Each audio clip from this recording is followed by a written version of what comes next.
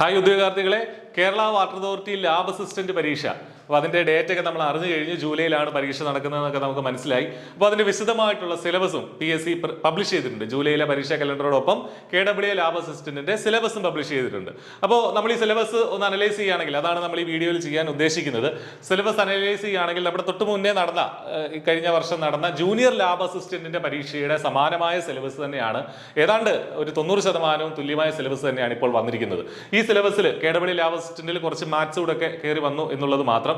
അപ്പോൾ അതുകൊണ്ട് തന്നെ ഇത് നമ്മൾ പ്രതീക്ഷിച്ചിരുന്നത് ഈ പറഞ്ഞ വാട്ടർ അതോറിറ്റിയിലേക്കുള്ള നിയമനമായതിനാൽ, വാട്ടർ അതോറിറ്റിയിലേക്ക് ഈയിടയ്ക്ക് നടന്ന നിയമനങ്ങളിലൊക്കെ അവർ ജോബ് റിലേറ്റഡ് ടോപ്പിക്സ് എന്ന് പറഞ്ഞിട്ട് വാട്ടറുമായി ബന്ധപ്പെട്ട കുറച്ച് കാര്യങ്ങളൊക്കെ പരീക്ഷകൾക്ക് പഠിക്കാനുണ്ടായിരുന്നു. പക്ഷേ ഇതും KEE തന്നെയാണെങ്കിലും അത്തരം ടോപ്പിക്കുകളൊന്നും ഇതിൽ ഇൻക്ലൂഡ് ചെയ്തിട്ടില്ല. പകരം MLT തന്നെയാണുള്ളത്. ഓക്കെ, അതായത് ലാബ് ടെക്നീഷ്യൻ തന്നെയാണ് നമുക്ക് പഠിക്കാനുള്ളത്. MLT 50 മാർക്കിന്റെ MLTയുടെ പോർഷൻസ് തന്നെയാണ് നമുക്ക് പഠിക്കാനുള്ളത്. അപ്പോൾ അത് വളരെ ഇമ്പോർട്ടൻ്റ് ആണ്. ചിലപ്പോൾ ഒരുപക്ഷെ നിങ്ങളിൽ പലരും ഈ KEE ലാബ് അസിസ്റ്റന്റിന് വേണ്ടി MLT പഠിച്ചു തുടങ്ങിയിട്ടുണ്ടാവില്ല. അപ്പോൾ ഇനി അത് പഠിക്കാനുള്ള സമയമാണ്.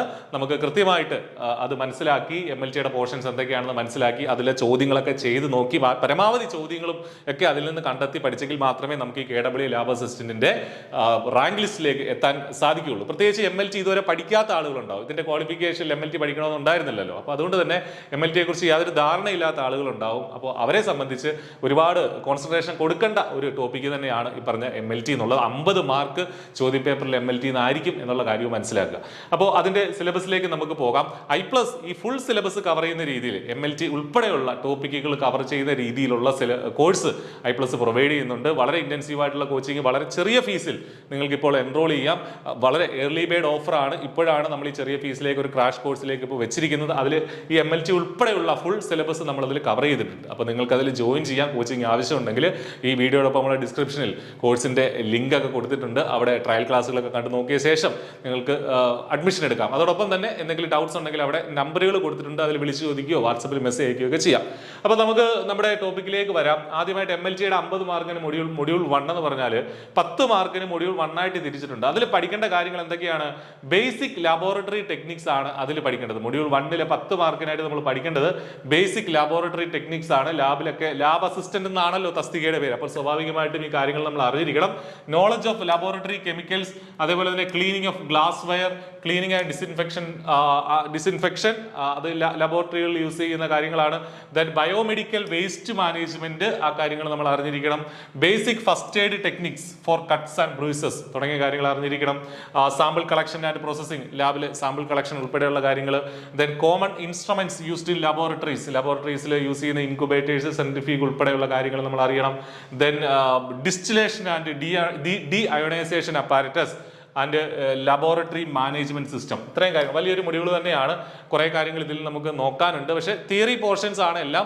ജസ്റ്റ് ഒന്ന് മനസ്സിരുത്തി വായിച്ച് ഒന്ന് റിവൈസ് ചെയ്ത് പോയാൽ നമുക്ക് മനസ്സിലാക്കാവുന്നതേ ഉള്ളൂ. ഇതിൽ നിന്ന് പരമാവധി ചോദ്യങ്ങൾ ചെയ്ത് പഠിക്കുക എന്നുള്ളതാണ് നമ്മൾ ചെയ്യേണ്ട രണ്ടാമത്തെ കാര്യം. ഓക്കെ, രണ്ടാമത്തെ മൊഡ്യൂൾ എന്ന് പറഞ്ഞാൽ 13 മാർക്കിനാണ്. അതിനകത്ത് ബ്ലഡ് ആൻഡ് ഫ്ലിബോട്ടമി ആണ് 10 മാർക്കിന് അവിടെ കൊടുത്തിട്ടുള്ളത്. ഹെമറ്റോളജി കൊടുത്തിട്ടുണ്ട്. Then blood banking and immunohaematology 3 മാർക്കിനും കൊടുത്തിട്ടുണ്ട്. അങ്ങനെയാണ് ഈ 13 മാർക്ക് വന്നിരിക്കുന്നത്.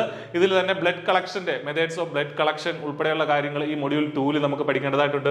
ഹെമറ്റോളജിയിൽ നിന്നുള്ള കാര്യങ്ങൾ നമുക്ക് RBC, WBC, ബ്ലഡുമായി റിലേറ്റ് ചെയ്ത ഹെമറ്റോളജി എന്ന് പറഞ്ഞാൽ എന്താണ് നമുക്കറിയാലോ, ബ്ലഡുമായി റിലേറ്റ് ചെയ്ത കാര്യങ്ങളാണ്. ആ കാര്യങ്ങളൊക്കെ നമുക്ക് കൃത്യമായിട്ട് ഇവിടെ പഠിക്കേണ്ടതായിട്ടുണ്ട്. ദെൻ ബ്ലഡ് ബാങ്കിങ് ആൻഡ് ഇമ്മ്യൂണോ ഹെമറ്റോളജിയിൽ 3 മാർക്കാണ്.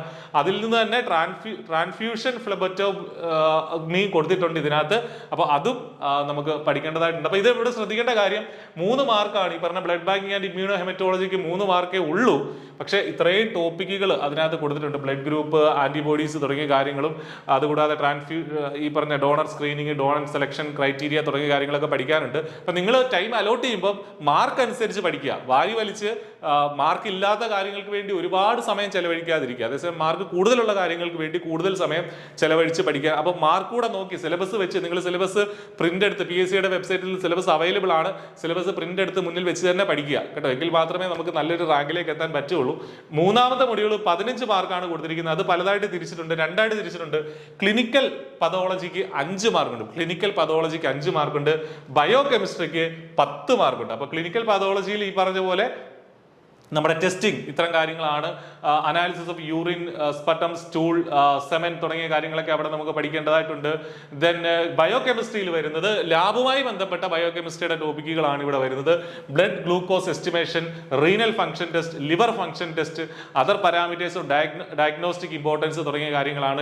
ലബോറട്ടറിയുമായി ബന്ധപ്പെട്ട് വരുന്ന അവിടെ നടക്കുന്ന കാര്യങ്ങളുമായി ബന്ധപ്പെട്ട് വരുന്ന ബയോകെമിസ്ട്രിയാണ് ഇവിടെ നമുക്ക് പഠിക്കേണ്ടതായിട്ടുള്ളത്. അതിനും 10 മാർക്ക് അവിടെ കൊടുത്തിട്ടുണ്ട്. അത് ഇമ്പോർട്ടൻ്റ് ആയ ഒരു ടോപ്പിക്കാണ്. ദെൻ ഓട്ടോമേഷൻ, ബയോകെമിസ്ട്രി പോലുള്ള പുതിയ കാര്യങ്ങളും അതിനകത്ത് കയറി വന്നിട്ടുണ്ട്. 4ാമത്തെ മൊഡ്യൂളിലേക്ക് നോക്കുകയാണെങ്കിൽ 12 മാർക്കാണ് 4ാമത്തെ മൊഡ്യൂളിലേക്ക് വന്നിട്ടുള്ളത്. ആ 12 മാർക്കിൽ 5 മാർക്ക് എന്ന് പറഞ്ഞാൽ മൈക്രോബയോളജിയാണ്. Classification of bacteria based on morphology, അത് തന്നെയാണ് 5 മാർക്കായിട്ട് വന്നിരിക്കുന്നത്. ദെൻ സ്റ്റെറിലൈസേഷൻ മെത്തേഡ്സ്, പലതരത്തിലുള്ള സ്റ്റെറിലൈസേഷൻ മെത്തേഡ്സ്, വീണ്ടും ഐഡന്റിഫിക്കേഷൻ ഓഫ് ബാക്ടീരിയ, അത് ഇവിടെ കയറി വന്നിട്ടുണ്ട്. ദെൻ പാരസൈറ്റോളജി, അതിന് 2 മാർക്കുണ്ട്. ലബോറട്ടറി ഡയഗ്നോസിസ് ഓഫ് മലേറിയ എങ്ങനെ കണ്ടുപിടിക്കണം, അങ്ങനെ കുറെ ഡയഗ്നോസ്റ്റിക്സ് ടെക്നോളജീസ് ഒക്കെ ഇവിടെ നമ്മൾ ഹിസ്റ്റോ ടെക്നോളജി ഉൾപ്പെടെയുള്ള കാര്യങ്ങൾ ഇവിടെ നമുക്ക് പഠിക്കേണ്ടതായിട്ടുണ്ട്. അപ്പൊ ഇത്രയും കാര്യങ്ങളാണ് ഈ ഒരു MLT-യുടെ പോർഷനായിട്ട് വരുന്നത്. 50 മാർക്ക്, പകുതി മാർക്ക് MLT ആണെന്ന് ഓർക്കുക. അപ്പൊ നിങ്ങൾക്ക് ഇത് പഠിച്ചെടുക്കാവുന്നതേ ഉള്ളൂ. തിയറി പോർഷൻസ് ആണ്.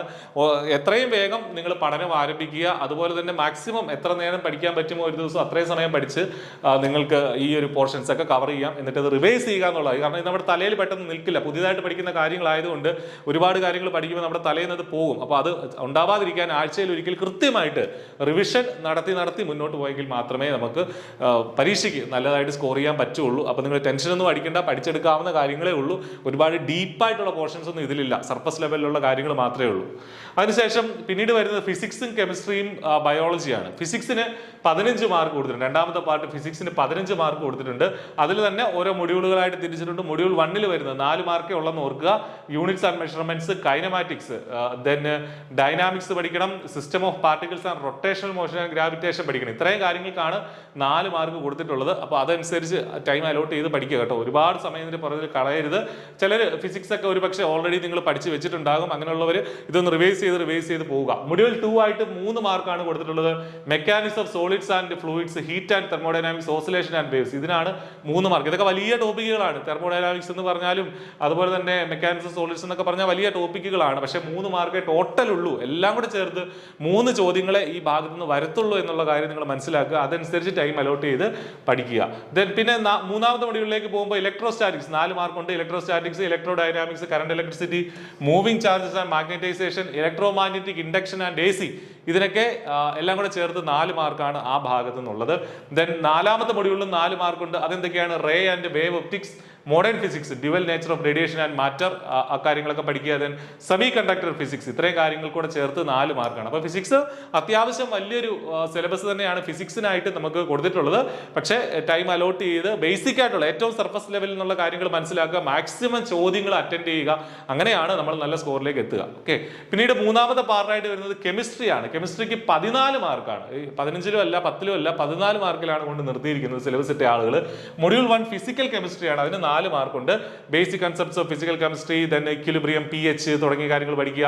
ഇനോർഗാനിക് കെമിസ്ട്രിയാണ് 2ാമത്തെ മൊഡ്യൂൾ. അതിന് 5 മാർക്കുണ്ട്. ദെൻ നമുക്കറിയാം inorganic chemistry S block elements, ഹൈഡ്രജന്, പീരിയോഡിക്, P ബ്ലോക്ക് എലിമെന്റ്സ് തുടങ്ങിയ കാര്യങ്ങളുണ്ട്. ഓർഗാനിക് കെമിസ്ട്രി ഉണ്ട്. അതിന് 5 മാർക്കുണ്ട്. അത് 2ാമത്തെ മൊഡ്യൂളായിട്ട് വരുന്നു. ഓർഗാനിക് കെമിസ്ട്രിയുടെ മറ്റു കാര്യങ്ങളും ഒക്കെ നമുക്ക് ഇവിടെ നോക്കാം. 3ാമത്തെ മൊഡ്യൂളാണ് ഓർഗാനിക് കെമിസ്ട്രി. അവിടെ തെറ്റിപ്പോയതാണ്. ദെൻ ഇത്രയും കാര്യങ്ങളാണ് കെമിസ്ട്രിയിൽ ആകെ 14 മാർക്ക്. 5 5 10 4 14 മാർക്കാണ് ആ ഭാഗത്ത് നിന്നുള്ളത്. ബോട്ടണി 7 മാർക്കിനാണ് ചോദിക്കുക. 7 മാർക്കിന്. അപ്പോൾ ഇതും ബോട്ടണിയൊക്കെ നോക്കിയാൽ ഒരുപാടുണ്ട് കേട്ടോ. ഒരുപാട് സിലബസ് ആയിട്ടുണ്ട്. പക്ഷെ ഒറ്റ മാർക്കിനൊക്കെയാണ് ഈ പറഞ്ഞ സെൽ സ്ട്രക്ചർ ആൻഡ് ഫംഗ്ഷൻ. അതിന് ഒറ്റ മാർക്കേ ഉള്ളൂ. പഠിക്കേണ്ടതോ കുറേ കാര്യങ്ങളും ഉണ്ട്. ഓക്കെ. ദെൻ റീപ്രൊഡക്ഷൻ, അതിന് 2 മാർക്കുണ്ട്. ഫ്ലവറിംഗ് പ്ലാന്റ്സ് ഉൾപ്പെടെയുള്ള അസെക്ഷൽ റീപ്രൊഡക്ഷൻ ഉൾപ്പെടെയുള്ള കാര്യങ്ങൾ പഠിക്കണം. Then biology in human welfare, അതിന് 1 മാർക്കാണ്. ഒറ്റ ചോദ്യം വരികയുള്ളൂ. അതിനുവേണ്ടി കുറേ കാര്യങ്ങൾ നമുക്ക് പഠിക്കേണ്ടതായിട്ടുണ്ട്. ദെൻ ബയോടെക്നോളജി അതിന് 2 മാർക്കുണ്ട്. അതിനും കുറേ കാര്യങ്ങൾ നമുക്ക് ആ ഭാഗത്ത് നിന്ന് ബയോടെക്നോളജി ആപ്ലിക്കേഷൻ ഉൾപ്പെടെയുള്ള കാര്യങ്ങൾ ആ ഭാഗത്ത് നിന്ന് പഠിക്കേണ്ടതായിട്ടുണ്ട്. എക്കോളജിക്ക് 1 മാർക്ക്. അതിനും എക്കോസിസ്റ്റവും ഓർഗാനിസംസും പോപ്പുലേഷൻസും എന്നൊക്കെ പറഞ്ഞ് വലിയൊരു സിലബസ് ഇട്ടിട്ടുണ്ട്. ഇതെല്ലാം കൂടെ ചേർത്ത് ഒറ്റ ചോദ്യം ചോദിക്കുകയുള്ളൂ എന്നുള്ള കാര്യം മനസ്സിലാക്കുക. കാരണം കൃത്യമായിട്ട് ഇതിൽ പറഞ്ഞിരിക്കുന്ന ചെയ്യുന്ന രീതിയിൽ മാർക്ക് ഡിസ്ട്രിബ്യൂഷന്റെ രീതിയിൽ തന്നെയാണ് ഇതുവരെയുള്ള PSC അടുത്തിടെ നടക്കുന്ന PSC പരീക്ഷകൾക്കെല്ലാം അങ്ങനെ തന്നെയാണ് ചോദിക്കുന്നത്. അല്ലാതെ ഓവറായിട്ടൊന്നും ഒരു ടോപ്പിക്കിൽ നിന്നും ചോദിക്കാറില്ല. അപ്പോൾ അതുകൊണ്ട് അത് തന്നെയാണ് നിങ്ങൾ പഠിക്കേണ്ടത്. മാർക്ക് അനുസരിച്ച് തന്നെ പഠിക്കുക. അഞ്ചാമത്തെ പാർട്ടായിട്ട് സുവോളജി, അതിൽ നിന്നും 7 മാർക്ക്, ബോട്ടണിയിൽ നിന്നും സുവോളജിയിൽ നിന്നും 7 മാർക്ക് വീതമുണ്ട്. രണ്ടും കൂടെ ചേർത്ത് 14 മാർക്കുണ്ട്. ഹ്യൂമൻ ഫിസിയോളജിക്ക് 3 മാർക്ക്. അതിനകത്ത് digestion, absorption, breathing and exchange of gases, body fluids, excretory products തുടങ്ങിയ കാര്യങ്ങളൊക്കെയാണ് അതിൽ വരുന്നത്. അതിന് ഈ പറഞ്ഞതുപോലെ 3 മാർക്കേ ഉള്ളൂ ഹ്യൂമൻ ഫിസിയോളജി എന്നുള്ള കാര്യം ഓർക്കുക. ദെൻ ജെനറ്റിക്സിൽ നിന്ന് 2 മാർക്കുണ്ട്. 2 മാർക്കിൽ എന്തൊക്കെയാണ്? Hereditary and variation, then molecular basis of inheritance, then മൂന്നാമത്തെ മൊഡ്യൂളായിട്ട് വരുന്നത് ബയോളജി ഇൻ ഹ്യൂമൻ വെൽഫെയർ. സുവോളജിയിലെ മൂന്നാമത്തെ മൊഡ്യൂളാണ് ബയോളജി ഇൻ ഹ്യൂമൻ വെൽഫെയർ. അതിന് 1 mark. Human health and diseases തുടങ്ങിയ കാര്യങ്ങളാണ് ഇവിടെ വരുന്നത്. Animal kingdom. പുതിയൊരു പാർട്ടും കൂടെ കയറി വന്നിട്ടുണ്ട്, മാത്തമാറ്റിക്സ്. അതിന് 7 മാർക്കാണ് മാത്തമാറ്റിക്സ് എന്നുള്ളത്. +2 ലെവലാണ്. ബേസിക് ആയിട്ടുള്ള കാര്യങ്ങളാണ് നമുക്ക് പഠിക്കേണ്ടത്. ഒരുപാട് ഡീപ്പായിട്ടൊന്നും പഠിക്കേണ്ടതില്ല. ബേസിക് പ്രോബ്ലംസ് മാത്രം ചെയ്ത് പഠിക്കുക. സെറ്റ്സ് കൃത്യമായിട്ട് പറഞ്ഞിട്ടുണ്ട് ഏതൊക്കെയാണ് ടോപ്പിക്കുന്നത്, അത് മാത്രം പഠിക്കുക. സെറ്റുകൾ നമുക്കറിയാം, type of set, subset, set operations etcetera തുടങ്ങിയ കാര്യങ്ങൾ പഠിക്കുക. റിലേഷൻസ്, സെറ്റ്സ് ആൻഡ് റിലേഷൻസ് ഒരുമിച്ച് നമ്മൾ പഠിക്കുന്നതാണ്. ഫംഗ്ഷൻസ്, ഇതിൽ നല്ല ഓരോ ചോദ്യങ്ങൾ വീതം വരാനുള്ള സാധ്യതയുണ്ട്. Functions, type of functions, domain and range, then factorial കണ്ടുപിടിക്കുക, factorial of numbers, then progression, arithmetic progression, geometry പ്രോഗ്രഷനും 2 പ്രോഗ്രഷൻസ് പഠിക്കണം. ട്രിഗണോമെട്രിയുടെ ബേസിക് ആയിട്ടുള്ള സ്റ്റാൻഡേർഡ് റിസൾട്ട്സ് ആൻഡ് വാല്യൂസ് വെച്ചിട്ടുള്ള ട്രിഗണോമെട്രിയുടെ ബേസിക് ആയിട്ടുള്ള കാര്യങ്ങൾ പഠിക്കുക. അത് ഫോർമുലകളൊക്കെ അവിടെ പഠിച്ചു വെക്കുക. Then conic, latus, rectum, eccentricity, focus of ellipse, parabola തുടങ്ങിയ കാര്യങ്ങൾ, കോണിക് സെക്ഷൻസുമായി ബന്ധപ്പെട്ട കാര്യങ്ങളാണ് അവിടെ പഠിക്കുന്നതായിട്ടുള്ള. Vector, perpendicular vector, parallel vector, dot product ഒക്കെ പഠിക്കുക. Derivatives of some standard functions അത് പഠിക്കുക. സ്ട്രെയിറ്റ് ലൈൻ, സ്ലോപ്പ് എന്താണ്, ഇന്റർസെപ്റ്റ് എന്താണ് തുടങ്ങിയ കാര്യങ്ങളൊക്കെ പഠിക്കുക. അതിന് 7 മാർക്കാണ് മാത്തമാറ്റിക്സിൽ നിന്ന് വന്നിട്ടുള്ളത് എന്നുള്ള കാര്യം ഓർക്കുക. അപ്പൊ ഇത്രയാണ് നമ്മുടെ KWA ലാബ് അസിസ്റ്റന്റിന്റെ സിലബസ് എന്ന് പറയുന്നത്. വളരെ വാസ്റ്റ് ആയിട്ടുള്ള സിലബസ് ആണ്. നമ്മൾ കണ്ടു കഴിഞ്ഞാൽ അതിൽ MLTക്കാണ് ഏറ്റവും കൂടുതൽ പ്രാധാന്യം എന്നുള്ള കാര്യം നിങ്ങൾ മനസ്സിലാക്കി. അത് തന്നെ പല മൊഡ്യൂളുകളായിട്ട് തിരിച്ചിട്ടുണ്ട്.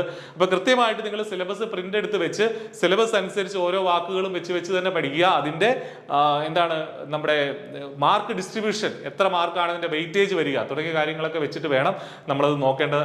അതനുസരിച്ചിട്ട് വേണം പഠിക്കാൻ. കാരണം വാരി വലിച്ച് ഒരുപാട് അങ്ങ് പഠിച്ചു കഴിഞ്ഞാൽ പല പോർഷൻസിന് വേണ്ടി ചെറിയ 2 മാർക്ക് അല്ലെങ്കിൽ 1 മാർക്കിന് വേണ്ടിയിട്ടുള്ള ടോപ്പിക്കുകൾക്കായിട്ടൊക്കെ 5ഓ 6ഓ ടോപ്പിക്കുകളൊക്കെ കൊടുത്തിട്ടുണ്ട്. അതിൽ നിന്ന് ഒറ്റ ചോദ്യം വരെയുള്ളൂ. അപ്പോൾ അതിനുവേണ്ടി ഒരുപാട് സമയം നമ്മൾ ചെലവഴിക്കരുത്. കൃത്യമായിട്ട് ടൈം മാനേജ് ചെയ്ത് ഇനിയുള്ള ദിവസങ്ങൾ, നമുക്കറിയാം ജൂലൈ വരെ ഇനി എത്ര നാളുകൾ നമ്മുടെ മുന്നിലുണ്ട്, നേരത്തെ 90 ഡേയ്സ് താഴെയുള്ളൂ. അപ്പോൾ അത് കൃത്യമായി ഡിവൈഡ് ചെയ്ത് കൊടുത്ത് കൃത്യമായിട്ട് പഠിക്കാനായിട്ട് ശ്രദ്ധിക്കുക. നിങ്ങളെ കൊണ്ട് സാധിക്കുന്ന കാര്യം തന്നെയാണ്. കാരണം ഒരുപാട് ബുദ്ധിമുട്ടുള്ള പോർഷൻസ് ഒന്നും ഇതിലില്ല, കുറച്ച് വാസ്റ്റ് ആണെന്നുള്ളത്. അപ്പോൾ കുറച്ച് സമയം കൊടുത്തു കഴിഞ്ഞാൽ നമുക്ക് പഠിച്ചെടുക്കാം. ഇടയ്ക്കിടയ്ക്ക് റിവൈസ് ചെയ്യുക, ഇല്ലെങ്കിൽ നിങ്ങൾ മറന്നുപോകും. അപ്പോൾ ഈ കാര്യങ്ങൾ ശ്രദ്ധിച്ച് നന്നായിട്ട് മുന്നോട്ട് പോകാൻ ശ്രദ്ധിക്കുക, നന്നായിട്ട് പഠിക്കാനായിട്ട് ശ്രദ്ധിക്കുക. I+ പരീക്ഷയ്ക്കായിട്ട് ഇന്റൻസീവ് ആയിട്ടുള്ള കോച്ചിങ് ഒരുക്കുന്നുണ്ട്. വളരെ ചെറിയ ഫീസിൽ, അഫോർഡബിൾ ആയിട്ടുള്ള ഒരു ഫീസിൽ I+ന്റെ കോഴ്സിൽ നിങ്ങൾക്ക് എൻറോൾ ചെയ്യാം. ഇന്ന് തന്നെ നിങ്ങളുടെ പഠനം ആരംഭിക്കുക. നല്ലൊരു സർക്കാർ ജോലിയിലേക്ക് എത്തിച്ചേരുക. All the very best. Thank you.